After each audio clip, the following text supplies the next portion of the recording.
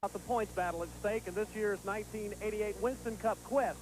The man on the pole today is Alan Kulwicki, and he is bidding for his first ever Winston Cup win. It was a big pole position win for him here at Charlotte. And Alan, I know that while you're getting strapped in, the thoughts of leading or just saving the car, what is the strategy for today's race? Well, you know, it really just depends how the car feels. I think experience dictates what you do. You just do whatever feels right, and we're going to try to lead, at least for a while if we can. Sort of judge the tire situation and make sure there's no tire problems here, you know, and try to keep the car in one piece and stay safe for the last 50 miles. How did the car practice yesterday afternoon, Alan, in final practice? Pretty well. We ran on old tires, and I had the car feeling pretty comfortable on old tires. A few guys ran a little quicker on new tires, but we tried to set up for what the car's going to be like later in the race. Good luck to you today. Thank you. Well, thank you, Pat Patterson. What he's talking about in the trip to New York is, of course, the Winston Cup banquet. We have 3 contenders right now: Dale Earnhardt, Rusty Wallace, and, of course, Bill Elliott. Gentlemen, start your engines. That's what we've heard from down on pit lane. The grid is starting to roll off now, being led by Alan Kulwicki and the outside front row man, Bill Elliott. In row number 2, Hill Overton, we have Rusty Wallace, of course, in the number 27 automobile, a Pontiac, and Mark Martin in a Ford, car number 6. In row 3, car number 5, Jeff Bodine to the outside. Front row, Mike Alexander in car number 12. Starting in the 4th row, Kenny Schrader in car number 25, a Chevrolet. Harry Gant in the number 33 automobile, a Monte Carlo. Row number 5, car number 44 is Sterling Marlin. He's flanked by car number 17, Darrell Waltrip. And on the inside of row number 6, Dale Earnhardt. He'll be trying to charge from there, along with Michael Waltrip in car number 30, a Pontiac. Row number 7 is 01, Mickey Gibbs, the winner of the ARCA race at Daytona earlier this year. And car number 28, Davey Allison from Hueytown, Alabama. Starting in the 8th row, Derek Koch in a Ford Thunderbird, car number 68. He'll be flanked by number 15, Brett Bodine, Chevrolet Monte Carlo. In the 9th row, car number 88, normally driven by Buddy Baker, Greg Sachs at the wheel. He's flanked by car number 55, young Phil Parsons. And the row number 10 belongs to Lake Speed, car number 83, an Oldsmobile. Cale Yarborough in his last race at Charlotte, and car number 29, also an Olds. This is one of the finest fields ever assembled for a race here at Charlotte Motor Speedway. Over 75 cars checked in, over 73 took qualifying runs here this past week. A lot of drivers had to load up and take their cars home. Quite disappointed not being able to make it here in the heartland of stock car racing, Charlotte, North Carolina. Not a finer facility in the entire United States, or make that the world of stock car racing. Well, certainly we are assured of a great field of automobiles, 42 strong, getting ready to do battle today over the 1.5-mile high banks of Charlotte to set the stage. This track, of course, being 1.5 miles in length, but it has a double dogleg front straightaway, rather unique in the business. It's about 600 feet longer than the backstretch is. Turns are banked 24 degrees. Car number 43, carrying Richard Petty. Richard was honored this morning here in a big, spectacular gala. And they had a big, giant head of him, along with a big cowboy hat and sunglasses. 100 parachutists dropped from the sky. Everybody recognized Richard, including the governor of North Carolina, Jim Martin.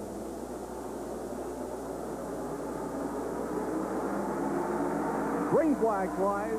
The drivers come to the stripe. It looks like Kulwicki will lead them down into turn number 1. He's being challenged closely there by the 9 car of Bill Elliott. But look who's on the move in the early going. And down the first turn they come, 24-degree banking. As you can see the field now moving down the back straightaway. No one's giving an inch. Bill Elliott now sticks the nose out in front of Kulwicki, but down on the inside, here comes Rusty Wallace running in the 4th spot, the car number 15 of Jeff Bodine. They go 3 wide, Bill, in 4. Rusty Wallace makes it a trio coming out of turn number 4, pulls into 2nd place behind Bill Elliott, followed by Bodine. Darrell Waltrip already up there in the fray, riding in 5th place, right behind Ken Schrader.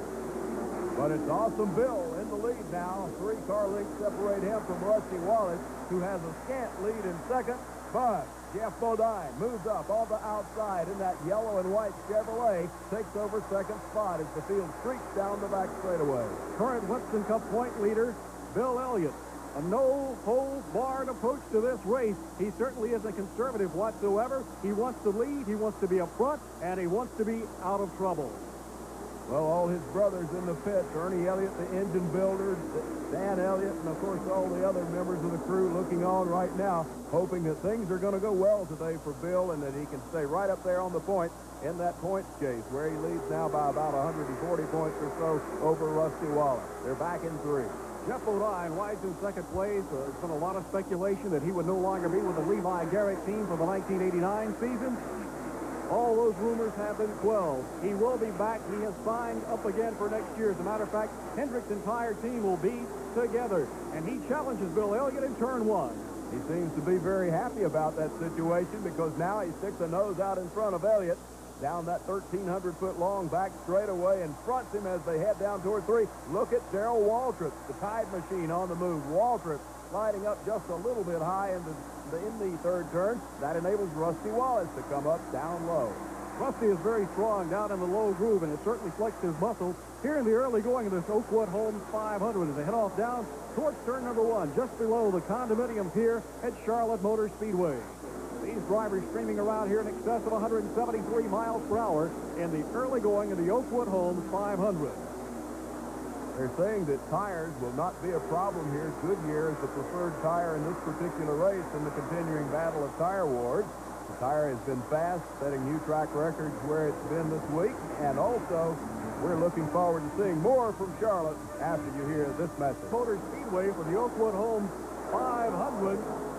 Already, Michael Waltrip has made an early pit stop hill. They said he had a tailpipe loose. They secured it with a bungee cord and it sent him back out into the action. Well, he has to be rather disappointed with having to come in for a problem like that so early here in the race, Bill, but those things do happen, as the old saying goes, that's racing. Meanwhile, we do see our leader continues to be Jeff Bodine in the yellow and white automobile out of the Levi Garrett stable. One of the Hendrick Motorsports automobiles in Charlotte, running very nicely. You see Bill Elliott on your screen following him, and you see yellow being waved now by Harold Kinder. NASCAR reports that the tailpipe has now fallen off of the Michael Waltrip car up in turn 4. You can see it there on the track, right up almost at the entrance to the pit lane, and that is the reason that the yellow flag is out at the present time. Obviously, the bungee cord failed. Jeff Bodine and the entire pack of cars streamed down the pit lane. And with the caution flag out, let's go to our colleague, Pat Patterson, on pit road. Well, thank you, gentlemen. The leaders are on pit road. Jeff Bodine comes in rather hot, slides the tires to a stop. The crew's going to go to work on the right side, and it appears to be a 4-tire change for the Levi Garrett team. Crew chief by Waddell Wilson, and the engine's built by Randy Dorton. The team's done very well at Charlotte. It's going to be a 4-tire change for them. Tire wear looks to be pretty good on the car.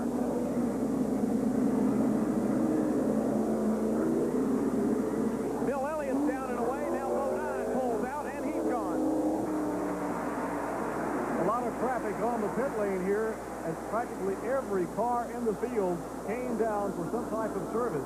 The man being shown as your leader now is the 44 car of Sterling Marlin. His crew chief, of course, Jay Gelder. They're still looking for their first win of the 1988 season. And coming up beside him is a man who is now several laps down due to the loss of that tailpipe is Michael Waltrip in car number 30, the Country Time Pontiac. Talking about Sterling Marlin in that number 44 automobile, the white, blue, and red car you see up on the point spot. He won the Winston Open here earlier this year, and darn near pulled off a victory in the Coca-Cola 600, having run very, very well, Bill. Green flag is being shown again. Harold Cantor, of course, the man up in the flag stand. Towards the end of the race today, we're going to be announcing the Goodyear Equal Driver of the Race Award, and Goodyear will be giving $1,000 to the Grand National Racing Wives Association in that driver's name. That's a very kind gesture on behalf of Goodyear Tire and Rubber Company. And the field is back up to full song once again behind your leader, Sterling Marlin. There's Mike Waltrip, who is not in the lead lap. Bill Elliott would be the second-place automobile. And look who's lurking behind him. None other than the gentleman in the black and silver automobile number 3, Dale Earnhardt, in that Chevrolet Monte Carlo. Dale Earnhardt running today, hoping to pick up some points on the present point leader, Bill Elliott. Earnhardt has got to do well today. They're kind of hoping that something will happen to Bill Elliott, and both he and Rusty Wallace will be able to gain in the Winston Cup points chase. They're content to run pretty much nose to tail at the moment, trying to draft away a bit from some of the back markers. getting away now for a bit of a distance. You can see the top 6 automobiles are stretching it out away from the other cars. You can see the gap there as they move up past the condominium toward turn number 1. A good shot from the rear of the field. The announced crowd today here at Charlotte Motor Speedway, not quite 150,000. The largest sporting event, of course, held in North Carolina, is held here at the Charlotte Motor Speedway. You saw the insert shot there of young Sterling Marlin. Unfortunately, he lost his mother recently. I'm sure if he were to win here, he would dedicate the race to her. From the folks in Columbia, Tennessee, I know will really miss Eula Faye Marlin, who was Sterling's mother. Michael Waltrip trying to get one of his laps back, pulls down to the inside, gets the nose ahead of the 44 Sterling Marlin car. As those two race, Bill Elliott comes right up, makes it 3 abreast down the back straightaway, and looks like Elliott will go up to challenge the 44 car of Sterling Marlin and go into the lead in turn 4. He's able to stick down low in doing so, has the nose of the Thunderbird out in front, but Marlin's having nothing to do with that. He battles right back down the front straightaway, has his nose back in front as they move into the first corner. Elliott with the preferred low line, however, now works his way back alongside of Marlin. Takes the lead momentarily, but it's going to be a drag race continually as they stack them up 2 by 2 down the back chute and headed for that third corner. You can run a little higher here at Charlotte coming out of turn 4 than you can out of turn 2. You get up into the gray area in the turn 1 through turn 2 area, and you're in serious trouble. That's where all the marbles are. All the loose rubber bits that have been thrown off the tires are in that area, and that gets to be a treacherous area of the track. And I guarantee you, before the day is out, it will claim several cars. Leaders now working the back straightaway once again. About 7 automobiles in that draft. Well, I noticed Greg Sachs has the Buddy Baker number 88 in the top 10 at the present time, and he looks pretty strong here this afternoon at Charlotte Motor Speedway. But DW, Darrell Waltrip, hanging right in there on the draft of Sterling Marlin in the 44 car. Both of those drivers out of Tennessee. Watch out for DW, too, because he's closing ground, has it chopped to less than a car length. As they work the banking of turn number 4, they'll sweep it right out to the wall. Then they'll cut low on the first of the 2 dog legs, take it to the wall again at the start-finish line, cut the corner low at the apex of the second dog leg, and then they want to go into turn number 1 with a very high line and chopping it right down to the bottom as they enter the mid part of the turn. Then they'll swing it up usually about a lane midway through. But drafting down the back straightaway, you see the leader, Sterling Marlin, and Darrell Waltrip. There certainly is parity in NASCAR racing. We have an Oldsmobile, a Chevrolet, a Ford, a Pontiac, a Chevy, a Pontiac, a Ford, running in the top 7 cars at the present time. Well, we have a lot of brand competition between the makes this year, and it was just announced in a press conference here earlier in the week that we're going to see a major switch in brand. Junior Johnson is going to go away from the make that he's been with for some 17 years now and go with the Ford automobile in 1989. Right now, though, the Chevrolet is looking good because it's just taken the lead with Darrell Waltrip at the wheel, and he's just bumped the Oldsmobile of Marlin back to second, while Elliott remains third in the Ford. Well, the 75 car, Neil Bonnet, in the pits. Obviously, this is an unscheduled stop for the Valvoline Pontiac. Butch Rahilly and, Bob Rahilly and Butch Mock, the gentleman that wrenched that car from nearby Concord, North Carolina. They have a very nice state-of-the-art shop over there, too. You think you're going out into the middle of nowhere, and all of a sudden looms this wonderfully modern facility. Lots of room and spaciousness, all the latest equipment. Raymock Racing certainly has a shop to be commended, and I think you're going to hear a lot from them next year when Morgan Shepherd returns to that seat that he has run in before and done so very well with. Well, Rusty Wallace was able to get by the Bill Elliott car, and Rusty is now riding in second place behind DW, flexing the muscle on the Indian, the Pontiac, as they move down the back straightaway. Elliott rides third. Jeff Bodine is fourth, and fifth place is Dale Earnhardt. Nice long shot of the field here at this point. Gives you an idea about the spacing of the cars. Something you can only visualize if you're listening to a race broadcast, but here you have the luxury of watching a nice long camera angle and good camera work on the part of our crew as they're motoring around this high bank 1.5 Charlotte Motor Speedway scene of some of the greatest racing you'll witness anywhere. Noticing a little tire smoke from several cars going through the fourth turn last lap. Apparently, some of these drivers are spinning that right rear and heating up that tire, and in doing so, it may cause a problem a little later. But right now, heads up on each other. Pontiac of Rusty Wallace and DW. Give that one to Rusty Wallace as they cross the stripe. And he moves out in front of Darrell Waltrip. Takes a little bit of a higher line because he was going hard into that corner on that particular runaround. Rusty Wallace is our leader here at Charlotte Motor Speedway and is setting the pace in front of DW Darrell Waltrip at the present time. A capacity crowd on hand and a lot of beautiful spectators. We're going to take a break here at Charlotte Motor Speedway. NASCAR officials reporting debris down in turn number 1. That has been cleaned up. We should be going back to racing next lap. Field is being bunched up tightly now behind the pace car here as they group them up down the back straightaway. You'll notice Rusty Wallace trying to generate some heat into those tires along with several of the others as they weave those cars back and forth on what is not one of your hot days here at the Charlotte Motor Speedway compared to many that we've seen. It's been rather cool all week, thus enabling the assault on the pole record speed here at Charlotte, which Alan Kulwicki won. Neil Bonnet, Lee Falk, and the one car, Neil Jarrett, all being shown on a lap down along with Michael Waltrip. That's why they're lining up down low on the inside here on this restart. For everybody else, it's single file. They're in the same lap with your leader, Rusty Wallace, at the present time. Coming up, Harold Kinder waves the green flag.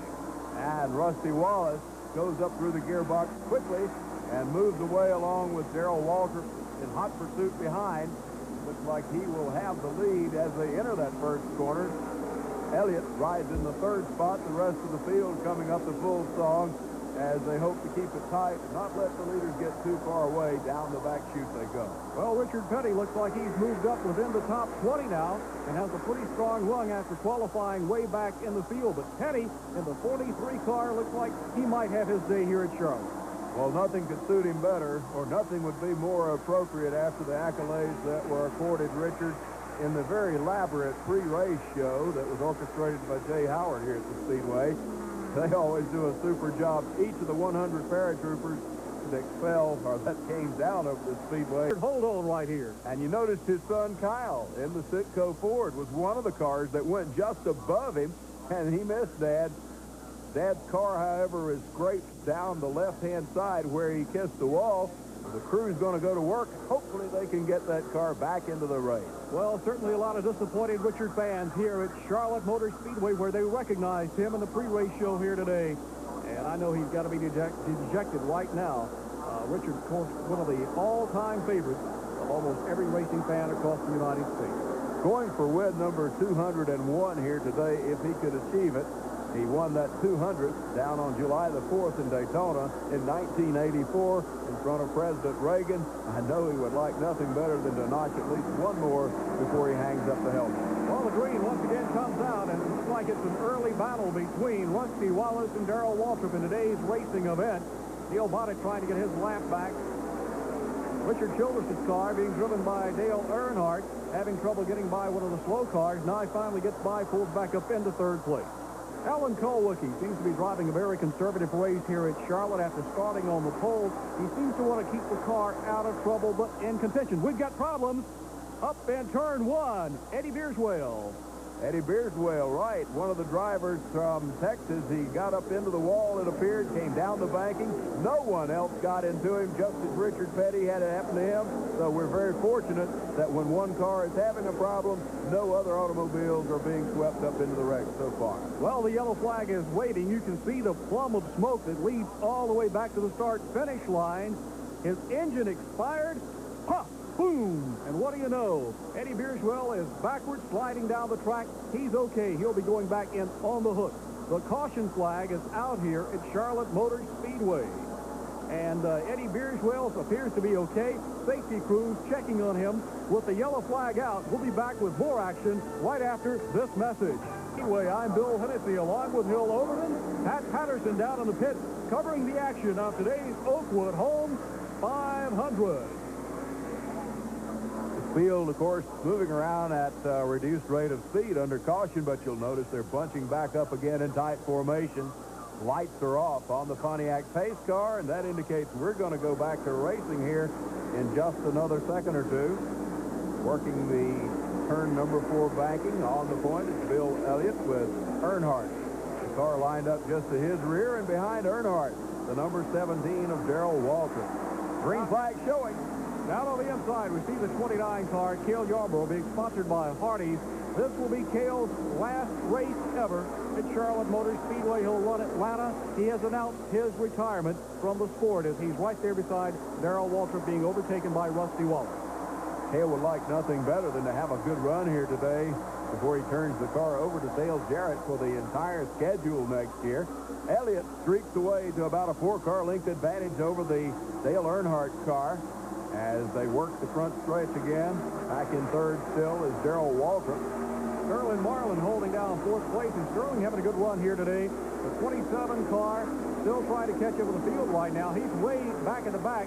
He made an early stop here, and obviously the 27 car is experiencing some kind of problems. He was in and out of the pit on this last caution flag. They even lifted the hood. It may spell serious problems for Rusty Wallace.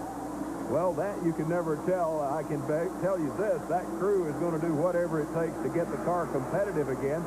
Incidentally, scoring has just advised us that Bill Elliott in the car number 9 is a lap down at this juncture, so we want to make certain that we get that corrected for you. Well, he's trying to get his lap back, but Darrell Waltrip and DW battling each other down that back straightaway. The man in black from nearby Kannapolis, North Carolina, resides up on Lake Norman, certainly flexing the muscle here this afternoon. Once again, we have to emphasize how important the points are here at Charlotte Motor Speedway. That road to the Winston Cup has gotten to be a rough and rocky one for some drivers this year. Well, not only do you have to be good, you also have to be lucky. And even with the lead Bill Elliott has at this juncture, if he should go out, heaven forbid for him, at some early stage of a race, or have an accident early or engine trouble, then that could spell doom, because the points race would be back virtually a dead heat again if that were to happen in any of these final races. Well, Alan Kulwicki's back up to 3rd place now in the 7 car. He was driving rather conservative during the first 100 laps or so, but he seems to be getting ready now to show what he can do in the 7 Xerox car. Heading off down into turn number 1. Everybody streams into that first quarter almost single file. Look at young Davey Allison going by the 7 car off the 2nd quarter now. There are those that think Davey Allison has the strongest car here. Robert Yates, Tony Price, and all the gang over at Rainier Racing in nearby Charlotte. They do a fine job on that car, and they always seem to put out a little extra here at Charlotte and run extremely well on this speedway. Robert Yates has confirmed that he is trying to get together a financing package and buy Harry Rainier out, which means that he would own the team and call all the shots. Dale Earnhardt appears to be getting away just a little bit, to the delight of crew chief Kurt Shelmerdine down in the pit. But look out, the man on the charge in that black and white Thunderbird with the big gold numerals emblazoned on the sides and top is none other than young Davey Allison. He's down inside of Darrell Waltrip, battling for that 2nd spot as they work down toward the start-finish line, a virtual dead heat. Going down in the first quarter now, Allison gets the advantage. DW rides right behind him, and there's Sterling Marlin. Going to make it a trio out of the 2nd quarter as Terry Labonte pulls up. Now, Labonte's 11 car starting to charge a little bit. They won't be in the Chevrolet colors in '89. It will be a Ford. They unveiled it here yesterday morning, and it is a beautiful car. The '89 Ford, the first one I've seen, and it's a race car rather than a street model. Well, Terry Labonte, of course, won the Winston here back this year. He came from well back in the field after his engine was running poorly in the early going, but he came back and made believers out of a lot of folks that didn't think Terry was going to do it on that particular day. Won the big bucks of the Winston Open. Dale Earnhardt making the charge, still as your leader, working into turn number 3. And you can bet that Bill's going to do everything in the books to try and stay out front at the tail end of that lead lap, hoping for that caution, and he'll keep his fingers crossed. Here's the rest of the pack. A good formation off the 4th turn. A very good battle behind Brett Bodine.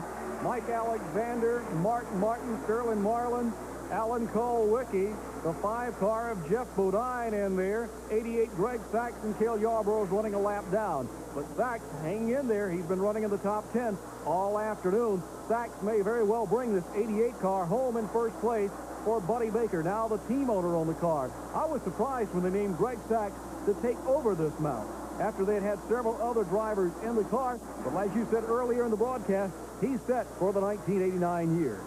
Well, it looks like one of those marriages made in heaven. I think both of them are extremely happy, both of them being, of course, Greg himself and team owner Buddy Baker, who, along with Danny Schiff, owns that team, which is out of Mooresville, North Carolina. But Greg Sachs, one of those photogenic type individuals, a wonderful personality from Mattatuck, Long Island, New York. He's a former modified chauffeur, an excellent driver, and he just seems to have pulled his team together. I think they're trying harder than ever to show well. But trying harder than ever right now, Bill Hennessy, is Davey Allison. It is a battle for the lead as they come up on the Bill Elliott car. Davey Allison rides to the high side, rides that thin line on that gray margin, and tries to pass Dale Earnhardt down the back straightaway. Earnhardt hangs in there and fights off the challenge off the second quarter. Davey Allison will carry deep into the turn, pull it down to within a car length margin. I'm beginning to see some tire smoke off those right rears. That could play a factor in the latter stages of this race for a number of these drivers who may be set up too loose on that right rear, and they're spinning that tire. Well, I've noticed throughout the race that one of the most profusely smoking cars, and I'm talking about tire smoke, has been that number 3 car of Dale Earnhardt, particularly up in the battle for the lead. Quarter. He's going by now. Davey Allison's going to take the lead going into turn number 3. The crowd is up and on its feet here at Charlotte. They're happy. They're excited about this young man whose father is viewing the activities down in the condominiums in turn 1. Back to the stripe, and he's got one on the mark. And I'll bet you someone else on his seat right now and stretching his legs is Dad, Bobby Allison, up in that condominium. There's an inset of Davey, and you can see what a youthful-looking fellow he is, some 26, 27 years of age. And following him, Dale Earnhardt, the tough customers from Dooley, North Carolina, about 4 car lengths back. Davey Allison looks very smooth as he moves through turn 4. Coming back to the stripe, Bill Elliott, of course, trying to stay in the same lap with the leaders. And Jeff Bodine has blown an engine. Bodine goes behind the wall. Kenny Bouchard also has blown an engine. Both of those drivers out of the race. Well, there's a report of oil on the track, and that, of course, means the cleanup crew will be out with the speedy dry to make quick work of cleaning that up. Your leader remains Davey Allison at this point in the Haviland Thunderbird, and with a caution flag out here at the Charlotte Motor. Flag has allowed a number of drivers to come in the pits and get service, but Rusty Wallace has been in and out several times. Problems on the 27 car. In monitoring his two-way radio, we found out that Rusty says the car has a skip. They've changed the coil, the distributor cap, the rotor button. They checked the wires on the leads out of the ignition system. They can't find the problem. They're even going to change the carburetor if they have the chance. It may take a while, and he may go a lap down. He's already one down at the present time, but they want the problem rectified on the 27 car. He's in constant communication. His hood pins, they quickly got him out of the pit. They did not get the hood pins secure, and the NASCAR officials took care of that part of the business down to the end of pit lane, and that's a very nice gesture on behalf of his part. Otherwise, Rusty would have had to come back in again. He's trying to catch up with the field at this time. You know, some of the guys say, well, gee, NASCAR's tough. They're always calling some pretty hard shots on us, but they'll take care of you, too. And that's exactly what happened on that move by the NASCAR official to make certain that it was safe for Rusty to go back on that track, putting those hood pins in position. Well, look who has inherited the lead here at Charlotte. It's Benny Parsons. Benny Parsons in the 90 Junie Dunleavy Bullseye barbecue car, and it's said that this is the last year for the veteran driver, Benny Parsons. We're really seeing a change in the old guard here in Winston Cup Series racing, and Benny, one of several, including people like Buddy Baker, Cale Yarbrough, and maybe Bobby Allison. That decision is yet to be made. Well, you speak of those two, they're right there at the head of the pack. Cale Yarbrough and Benny Parsons racing each other off the second quarter, and looming right behind them is Dale Earnhardt and Neil Bonnett. Bonnett will be going back to the Wood brothers in 1989. That's for sure. The deal has already been consummated. And don't you know, Cale Yarborough has to be excited right now. He'd love nothing better than to stay out front where he is on track position. He's not leading the race at this point, but right now he just about had a lap back until Dale Earnhardt sticks his nose up into the thick of things, and Dale takes over the lead as they move off into turn number 1. Here's Rusty Wallace, it appears, coming back out of the pits again. Well, Rusty's been in and out. Frequent visitor to the pit. Barry Dodson trying to figure out what's wrong. They've been scrambling back and forth, talking on the two-way radio, and I honestly don't think that they're going to figure it out here today, what's wrong with that car. If it was a simple solution, I think they would have already had it fixed. Well, that's for sure, and I imagine they've got to be 2 or more laps in arrears at this point after those lengthy and unscheduled pit stops for that skip in the Rusty Wallace engine. Working traffic down the back chute they go. Earnhardt streaks out to a significant advantage of about 5 car lengths over Benny Parsons. Cale Yarborough dropped back into the 3rd spot on the track. This would be the 75 Neil Bonnet automobile that you see 4th in your picture. But the leader, Dale Earnhardt, charging across the stripe here at the Charlotte Motor Speedway. 140,000 plus fans here in attendance, looking on with a great deal of pleasure and comfort. It's a beautiful day here at Charlotte. Weather conditions just right for watching a race. 3rd is Labonte. 4th is 17 Darrell Waltrip. 5th is Mike Alexander. 6th is Breck Bodine, who's having a good run. 7th is the 28 car of Davey Allison. And 8th is 88 Greg Sachs. 9th is 44 Sterling Marlin. And 10th place Bobby Hillen. While 11th is 55 Phil Parsons. The man that looks like he's on the move again is Davey Allison, who locks right in on the back bumper of the Sterling Marlin car. Now Allison is going to duck down low and trying to pick up a few more positions because he doesn't want Dale Earnhardt to get too far ahead as he's streaking away from the pack at this particular juncture. Earnhardt likes to use the term consistency being the keynote in his driving. He likes to maintain about the same pace every lap out.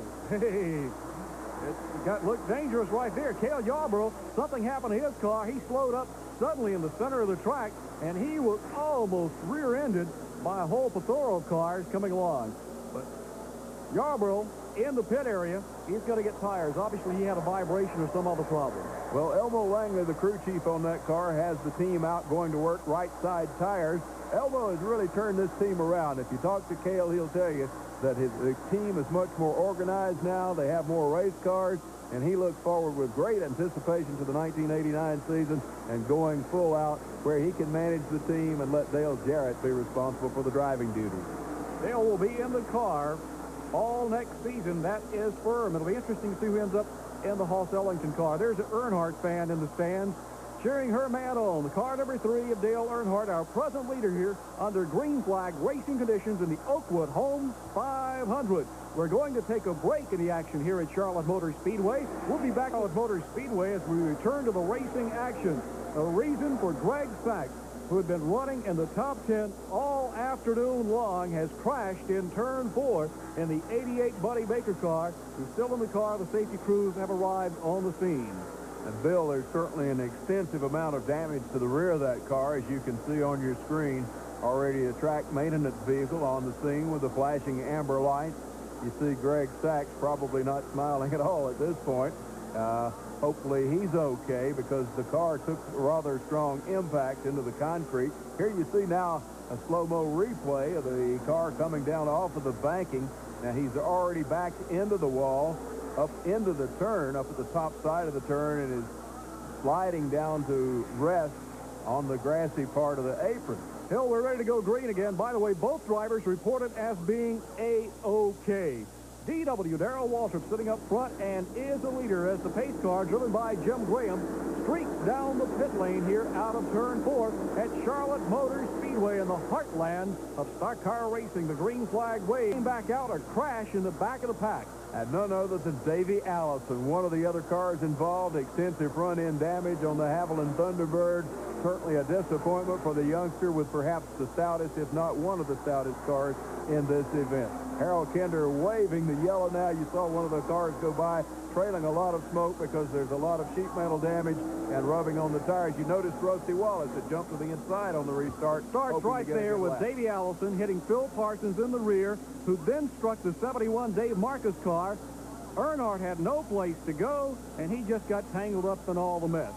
What really caused all this was 5 cars that were the tail end of the lead lap had been sent around by NASCAR under the last caution because the wrong car had been picked up by the pace car earlier. That's why those 5 cars were back there, and I know there's some hard feelings right now among Dale Earnhardt and several others because Earnhardt was chasing point here this afternoon. And I'll bet he is livid at this moment because this has to strike a cruel blow to his chances to make up any points today because the car is damaged rather extensively. He'll be lucky just to finish the race, much less to be able to race in any kind of a competitive stance. Well, during that last series of yellows in and out of the pit numerous times was the 27 Rusty Wallace car. Rusty was in, then out, in again and out. And once again, he sits up there trying to make up a lap as they come back to the stripe. The yellow's out. He's battling with Bobby Hillen, and he will forge back in front of the 8 car. And I believe he'll go back in on the tail end of the lead lap again. Well, he has just made up one of those laps, without a doubt. One that he's needed. He's been 2 or maybe 3 laps down. You notice Davey Allison. The camera zooms in on Davey. He's running at a reduced rate of speed, not up to full competitive stance, and that's going to bode very solidly against his chances for a good finish here today. Well, Rusty Wallace, who has made up one of his laps here, Rusty in the 27 car. The car, he says, has a skip in it. They've done everything to it. They changed the carburetor, but it still has that little hesitation, that little skip in it, and they're still worried about it. But the car appears to be hooked up as far as handling.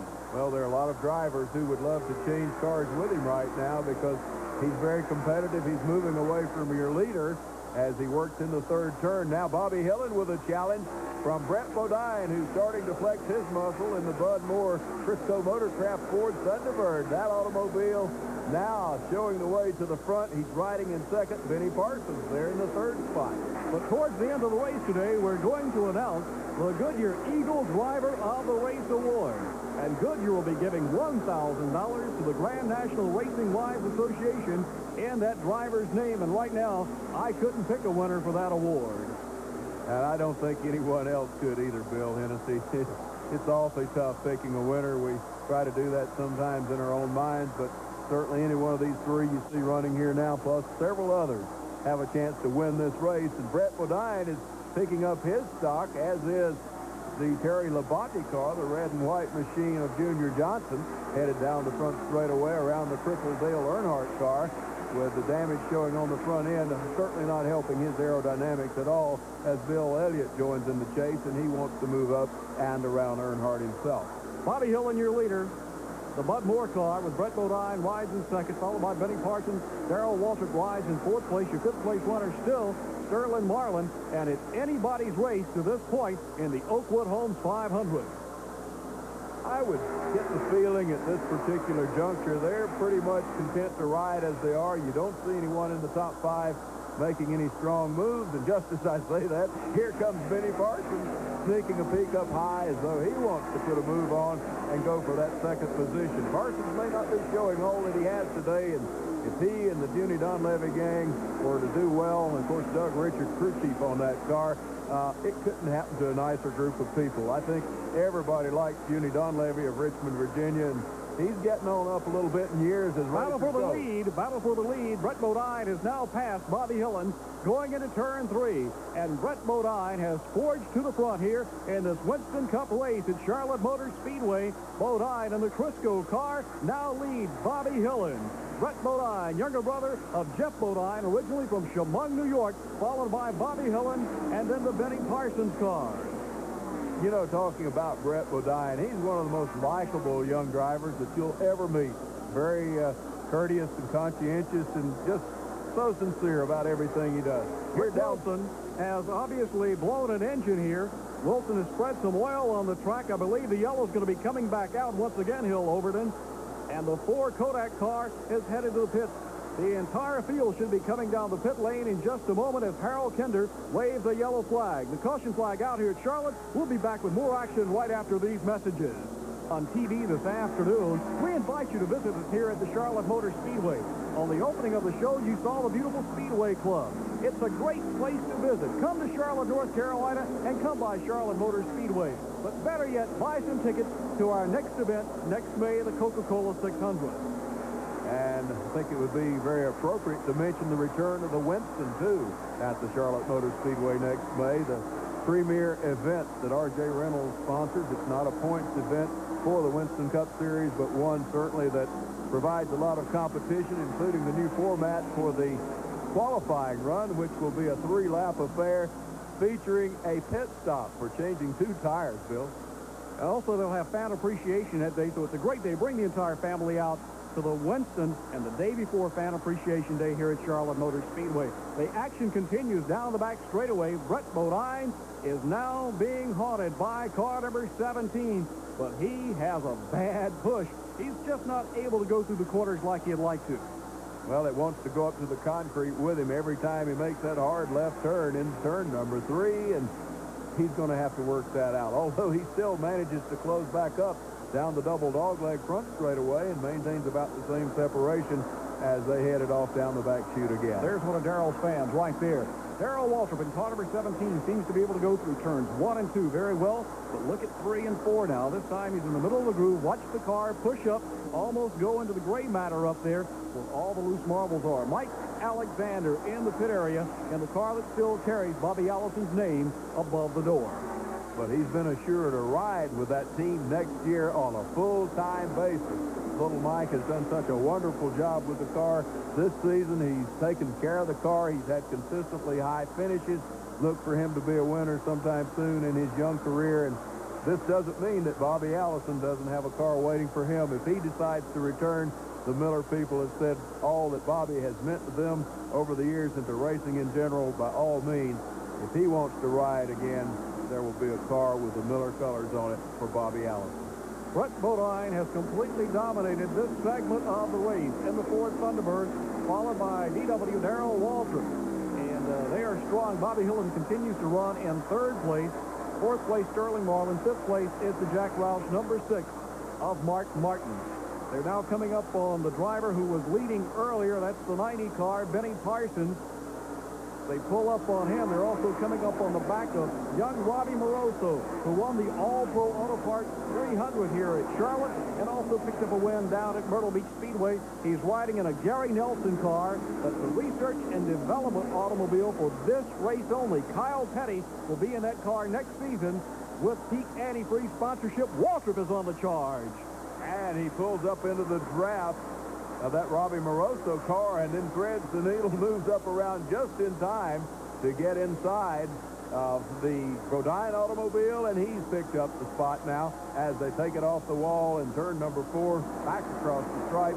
Yet another time, about 3 car lengths separate the two as they move. And here's a slow-mo replay of that pass. You'll notice Waltrip getting inside of Bodine. He drives it deeper into the 3rd corner. Watch him thread the needle now. He'll thread the needle right between the 2 cars, slides it up there ever so carefully, and that was a very difficult maneuver for Darrell Waltrip to do, Hill, because the car was going to carry up the track so precariously. You know, maybe that push situation helped him there, Bill, because he was going to go up anyway, and he went up at precisely the right instant to thread the needle, as we've used the term, between those 2 cars, and that took a lot of driving skill, a lot of dexterity on the part of Darrell Waltrip.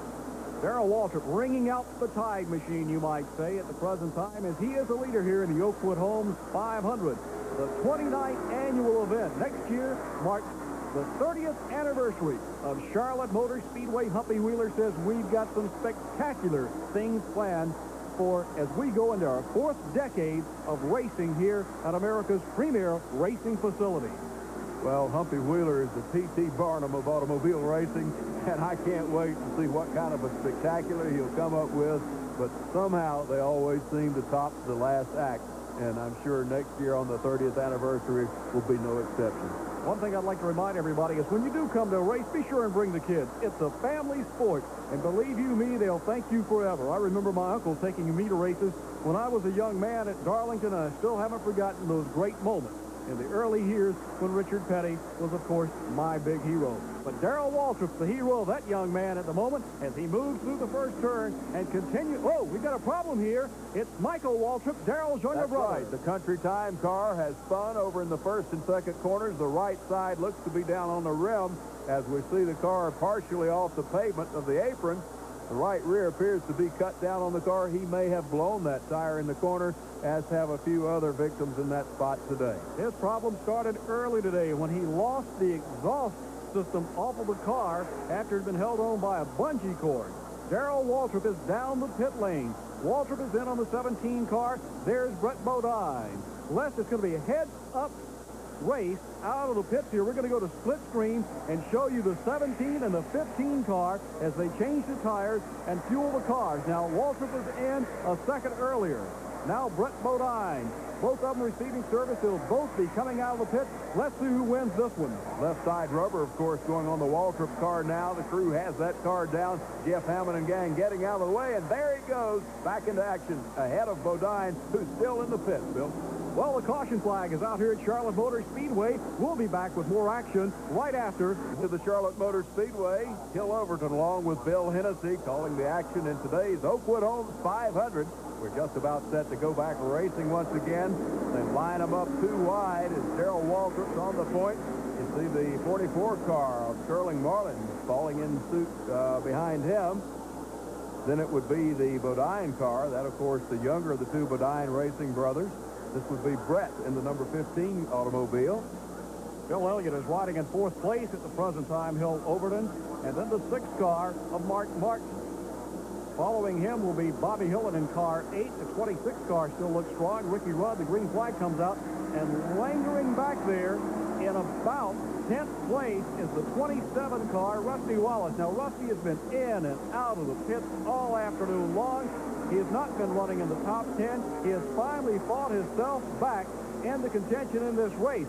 But it's still anybody's card as we continue to deal the hand. And you got to underline that anybody, but you do have to sort of put a tip of the racing hat out in appreciation for the job that's been done in the number 27 pit. And just as we mentioned him, you see him on the move. But on the move down in the front is that Miller car getting down inside of Darrell Waltrip as they head off into the first corner there, door-to-door through turns 1 and 2 as Mike Alexander has the number 12 car bobbled slightly. Waltrip fronts him down the back chute. They go off the deep part of 2. Alexander is fighting desperately to get back onto the lead lap, so he would be in contention. At the present time, he's running a lap down. Darrell Waltrip, your leader. Sterling Marlin riding in second place, and Brett Bodine. A winner, 2 non-winners, and that's the way they're running right now. And they're 3 wide coming off that fourth corner, and you can't do that at Charlotte, but yet they are, because that pinches you up into a single groove pretty much here at Charlotte. But these Warriors are really on the move now as we're getting down into the fateful time of this race when something has got to give. Checking Rusty Wallace back there. Rusty just went by Bobby Hillen and Robbie Moroso, 3 abreast through the first of the 2 dog legs, and he is now back in contention and giving chase to the leaders.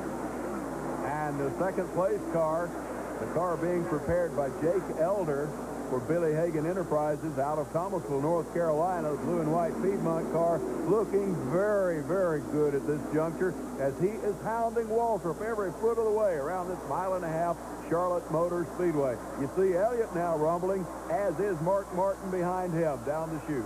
Alexander dropping off the pace. Obviously some problems on the 12 car. The Piedmont pacemaker, number 44, Sterling Marlin, charges out of turn 4, runs heads up with Darrell Waltrip back to the stripe. And he's the gentleman who won the Winston Open here back in May. He was a contender in the Winston. Right now would be the time to get that very first Winston Cup victory, because the Winston Open win did not count in the Winston Cup official races. They're door-to-door down the back chute in the long drag race. Who will lift first in the 3? Into turn 3, we've seen Darrell Waltrip's car push out right in this particular area. It does ever so slightly. Brett Bodine comes down to the inside. They're 3 abreast out of turn 4, battling back to the stripe.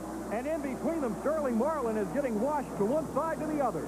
Boy, it looks like Trophy Dash racing on a Saturday night, and Darrell Waltrip bobbles going into the first corner. You could see the back end of that Tide Machine fishtail, but he held on to it, being the skilled chauffeur that he is. He was all hands and elbows trying to control the 17 car going into turn 1, but Brett Bodine goes to the point. Well, the excitement reigns supreme, and look at Rusty Wallace down inside of Mark Martin. He's on the move. Wallace barreling, battling, fighting his way back up to the front. He's going to be a factor before this one's over with. The battle for 4th place right now. Rusty Wallace leads. Mark Martin into the first corner, takes over 4th place solidly now, but has to battle him off the second turn. Look at Bill Elliott. He is now on the charge as those 3 drivers are going for position. Well, obviously, Rusty Wallace has a rear view mirror full of Bill Elliott's number 9 Thunderbird. But look at him go. He moves up in the high groove, pulls right up on the back deck lid of Gerald Waltrip. Off the deep part of 4 they come. Still down on the inside. It's that number 15 car, correction, 44 car, I should say, as he's down rubbing paint with Gerald Waltrip. Brett Bodine has a little breathing room. Sterling Marlin puts the pressure on DW. Now Rusty Wallace applies some pressure as they run up against each other out of the second corner. Brett Bodine is running away while the rest of the field battles with each other. Now, we were talking with Brett Bodine earlier, and, you know, he's had to go with a backup engine in this race. It does not appear that that's a negative point right now, the way he's pulling away from the pack, but the car is working well in the corners, and he is working the car very hard in the corners. We'll have to wait and see what sort of an effect that'll play with his tires later on. Rusty Wallace goes to the whip now and sprints the horsepower out of that Pontiac. He's on the charge, trying to take over second place from Darrell Waltrip. Rusty Wallace into turn number 3. And they're telling him over the scanner, rather he's telling the pit crew, that the car is still not up to 100%. Oh, I couldn't stand to see it if it were running any better than this, because he has come up through a field of very strong stallions to get where he is now in the second spot. He's bumped Waltrip back to 3rd. He's putting daylight between himself and Waltrip and is in the hunt trying to track down the leader and reel him in as you see him on your screen working into turn number 3. DW falling back now. He's back to 4th place. The man now who's going into 3rd is Bill Elliott. And look at Mark Martin. He wants to be in the hunt. Boy, it's a thrill a minute now. The hairs are standing up on everyone's neck here, Bill, as they motor past the crowd and back into that turn number 1 in a real rush. We'll be back with the finish of this exciting event, the Oakwood Homes 500, here at Charlotte Motor Speed Challenge by Rusty Wallace, who has been in the face of adversity all afternoon long. They've done everything with the ignition system, and they've changed the carburetor on the car. He's managed to fight himself back up to second place now. As Darrell Waltrip rides in 3rd place, both of those drivers would like to chase down and pass Brett Bodine. Well, it's pressure time now, at the time we've all long awaited, and it would appear that it's going to be between these 3 drivers for your winners. They've gotten off into a little race of their own, with Bill Elliott and Sterling Marlin riding back in the 4th and 5th positions in this one. They're down the back straightaway, running about a car length separation. Look at Darrell Waltrip. Waltrip really pulling up, and he scoots down inside of Wallace, but has to think the better of it and slide back into 3rd as they work through the banking, but he was really testing him on that particular round. His car appears to be quite fast down the back straightaway. Darrell still has the problem that he had earlier in the race, and that is the car has a tendency to push up the track, and thus he has to be somewhat conservative going all the way in the corner at full tilt. Rusty Wallace sticks well up in the high groove, and he's motored right up on the back bumper now of Brett Bodine as they head down the back straightaway. We'll watch him this time as he's able to get that side by it up high. Coming off of 2, he has to fall back in line. Correction, that was off of 4 because they're back in the front stretch, we should say. So we're going to have to see exactly what strategy is going to be deployed on the part of the 2 trailing drivers. Rusty Wallace up to the high side now, draws abreast of Brett Bodine. He's on his way. It appears now that he is going to take the lead. He's pulled up with the driver. Brett Bodine comes back strong now. Look at Darrell Waltrip. Waltrip pulls up right in the draft and seems to give him a shove of acceleration, and I believe he's going to be drawn along in the draft as he motors up and around Brett Bodine. Darrell Waltrip takes over the second spot. Rusty Wallace, your leader, pulls out to about a car length and a half separation. It appears it's going to be a battle for the lead all the rest of the way between these three automobiles. We'll watch now and see if Brett Bodine has enough left to battle back around these two, or have his tires perhaps gone away just a little bit. It's interesting that we've gone a considerable distance since our last pit stop for fuel and tires. It may be a question for all three of these drivers. Maybe the driver who's being a bit conservative may come out and be the winner here in this Oakwood Homes 500. 10 laps to go. That's what's being shown to the field of cars. It's do it now or forever hold your peace. As we work around, next time by, we'll have 9 laps left to go. Wallace and Waltrip, Pontiac and Chevrolet respectively, getting away just a little bit from Bodine now. So one would have to suspect that his tires are pretty well gone away, because as we said earlier, he'd been taking it through the turns very hard because he was slightly down on horsepower with that backup engine. So we might just be watching a two-man battle, and in that battle, Waltrip snakes to the high side. He wants to make a move around Wallace, but Wallace sticks well in the bottom groove. It's having nothing to do with that. That's what I was just going to say. In the bottom groove of the racetrack, Wallace still has the advantage. Darrell's car still wants to climb the racetrack. He's down on the inside, has to back out of the throttle. Now we see the car start to drift up. If Darrell can maybe go to the high side and hold it in a little longer, he might be able to make it. But I believe he's going to have to try to pass him on the inside in order to get by. Well, he's tried him high, he's tried him low. This time he looks high. Will have no opportunity, it appears, to get around him on this particular lap. But all the wiles, all the cunning, all of the cerebral process that goes on within the mind of Darrell Waltrip being deployed at this juncture as he's looking every possible angle over to get around the Pontiac of Rusty Wallace. Wallace doing a wonderful job of keeping that car out in front. Darrell fishtailing off of the fourth quarter. Darrell wishes his car were just a little tighter right now so he could run a little lower line. Rusty takes him up against the wall there, then cuts down smartly off the second quarter and moves out of turn 2 and down the back straightaway. Darrell cools his tires and then will make another charge on him. You notice that. He doesn't charge on him on every lap. He cools the tires, gives him a chance to cool down, and then he comes back strong for another run on him. Well, again, he's a thinking man's driver, and he's utilizing every ounce of skill and knowledge that he's acquired through his many, many years of racing as he works it past the double dogleg. Once again, looks high going into that first corner. Can't quite draw up alongside, but he is narrowing the gap a bit off the deep part of 2. Stands on the accelerator. He nails it. Now he looks to the inside. He faked high, trying to put a cool move on here, and tries to do it, but can't do it as the car pushes up again in that third corner. Well, I'll tell you one thing. When you take a look at the 27 car, you've got to think about that big bear looming on the hood, and nobody is going to take away this one, this victory, if our man, Rusty Wallace, can just hold on. Rusty staying in front as Darrell Waltrip, using every bit of knowledge he has, tries to pass that Pontiac. And Wallace continues to handle well down at the bottom. I think that's been the key to holding off Darrell Waltrip. Rusty, of course, a native Missourian, and he will be looking for win number 3 here this afternoon for the 1988 Winston Cup Series season. Looking to close up on the points leader, Bill Elliott. Right now, it would appear he's going to gain points. Here comes Darrell, but he falls short. He just can't hold it down on the bottom of the racetrack.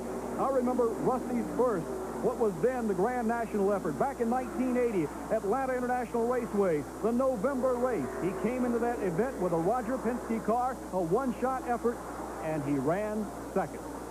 That was a rare, very spectacular showing. I remember how impressed I was with the young chauffeur when he came in and did so very well down in Atlanta. And today could be another one of those spectacular days, except it appears he has a great opportunity to finish one slot higher than he did in his inaugural run in Winston Cup racing.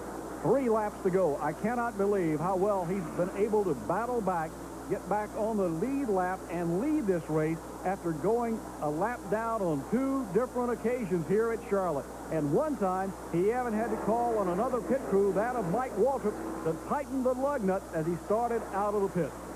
That is true, and of course, these crews will help one another out, and sometimes it's certainly a favor that I can bet you will be returned in some way. Again, Darrell pushes up over in the corner, and that seems to be the bugaboo, probably the main thing that's kept him from being able to work his way around Rusty Wallace, who's driving a very smart race. We'll see the white flag next time, as it'll be 1 lap to go. Darrell will cool the tires this one final time, think about where he's going to make his move, and then he's going to probably honk Rusty Wallace as they come out of turn 2. Let's keep our eyes on this race to the finish as they head for the checkered flag hill. Well, he stood on it that time. You could see him move up visibly closer going into the first corner. But Rusty now driving with a rearview mirror. Notice him cut down, not allowing Darrell a lane to get around. This time, Darrell's going high over in the 3rd turn. Rusty goes high to block his path. Bill, take him to the finish. He was very loose through turn 4, fishtailing the car. He comes to the stripe, and Darrell Waltrip makes a move.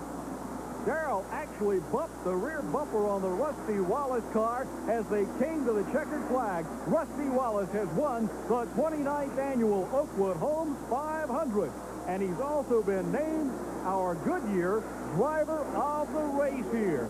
He's picked up the $1,000 for the Winston Cup Racing Wives Association. He heads to victory lane at the present time. Never say die team. You guys fought all day long, and you were shoved across the line and had a mirror full of Darrell Waltrip. What a day, Rusty. Well, the way this team operates is we don't never quit until it's over. And I was 3 laps down at one point, and I got all 3 laps back. This car is just double tough. And if you decide to give up, that's how you're going to finish. We don't never, ever quit. We stay kicking until we done kicked out. Well, we talked before the race about the points race, and I know that was on your mind today, but you had a mirror full of Darrell Waltrip those last 30 laps, and I know it was very difficult just to stay in front of him. I had all of them I wanted, I tell you that. He pushed me clear down the back straightaway, a true competitor. He did the same thing I would have did, and I'd like to congratulate him for second place. He could have drove me dirtier, but he didn't. He's a good guy. You've tried so hard at this Speedway, Rusty. Charlotte's eluded you many times, so today is kind of payback for a lot of frustration. Yeah, it sure is. You know, we worked for it all day long, 3 laps down, and the guys just kept coming back, and they kept coming back. And, man, it's all for them, It's too bad my wife couldn't be here, right? And she's sick at home watching the kids, and damn, I just can't believe it. So, well, congratulations on a great win, the Oakwood Homes 500. Thank you very much. Thank you, Rusty. From Hill Overton and Bill Hennessy here in the tower, congratulations to Rusty Wallace on his victory here in the Oakwood Homes 500 this afternoon, as the crowd is now starting to